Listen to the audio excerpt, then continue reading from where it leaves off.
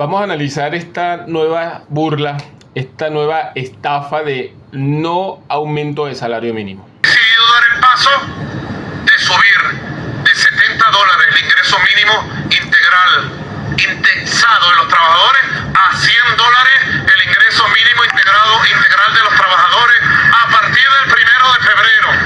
Ingreso mínimo integral. ¿Qué es eso? No habló de salario el anuncio presidencial.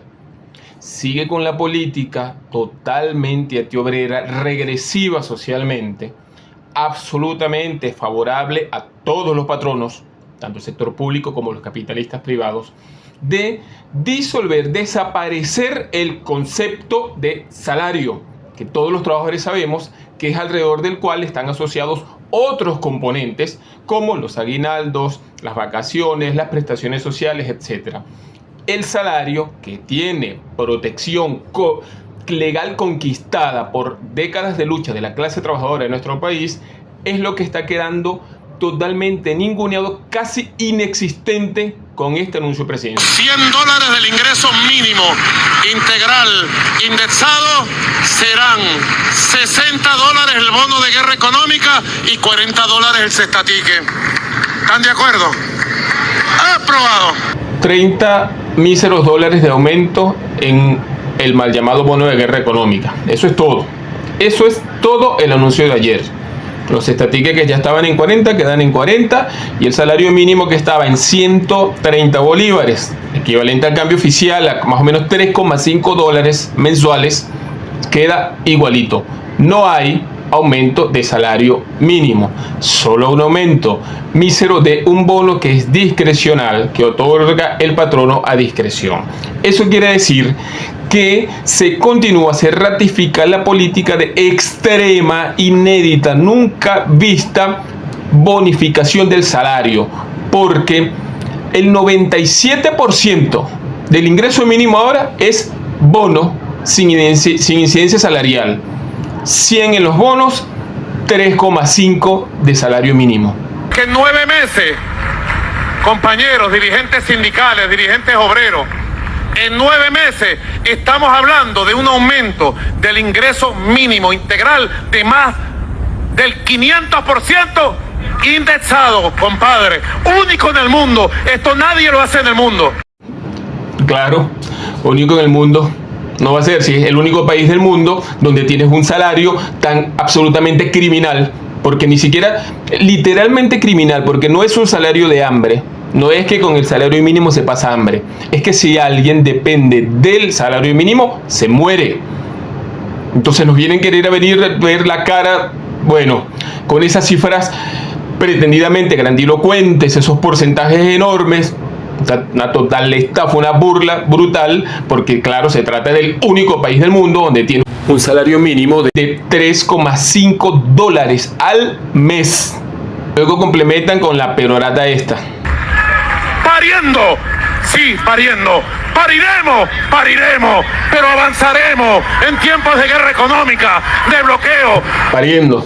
Pariendo, sobre todo los que están ahí, aplaudiendo. Ahí hay diputados del PSUV, de la derecha, de centro derecha, todos esos que están ahí, los que gobiernan, ¿acaso que viven de esos anuncios miserables que están todos contentos aplaudiendo? Tienen una vida que no tiene nada que ver con la vida de la clase trabajadora. Ningún esfuerzo personal hacen, esfuerzo y pares la clase trabajadora, los trabajadores de este país que tenemos años y años viendo cómo sobrevivimos con esta brutal crisis que nos hicieron pagar y que nos siguen haciendo pagar, con una política económica y salarial en la que se dan la mano tanto el gobierno como el capital privado. Eso hay que decirlo, mucha gente lo tiene cada vez más claro. A otro perro con ese cuento de que tenemos que seguir resignados a las miserias a las que nos están sometiendo por el asunto de las sanciones. Por supuesto, esas sanciones son condenables y siempre hemos exigido el cese de las sanciones.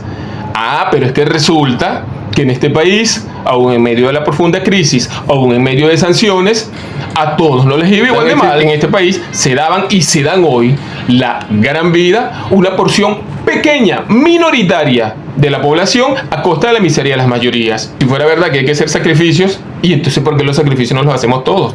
Esa es una mentira, una farsa total. Nosotros vivimos en un país que nunca ha dejado de ser un país dividido en clases sociales, un país fundamentado en la explotación de la clase trabajadora, en el aprovechamiento de los recursos por parte de una pequeña minoría.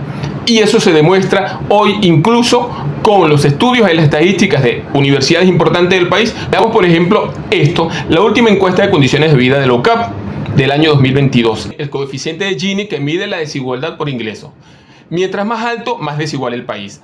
Veamos cómo desde 2014 para acá, todos los años, lo que ha aumentado la desigualdad en el país. Esta otra gráfica más reveladora aún de lo brutal que es el capitalismo venezolano actualmente, la sociedad en la que vivimos.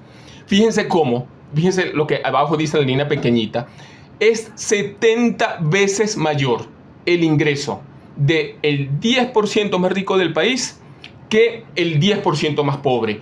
No el doble, ojo, no es el doble ni el triple, ni 5 veces más. Es 70 veces más.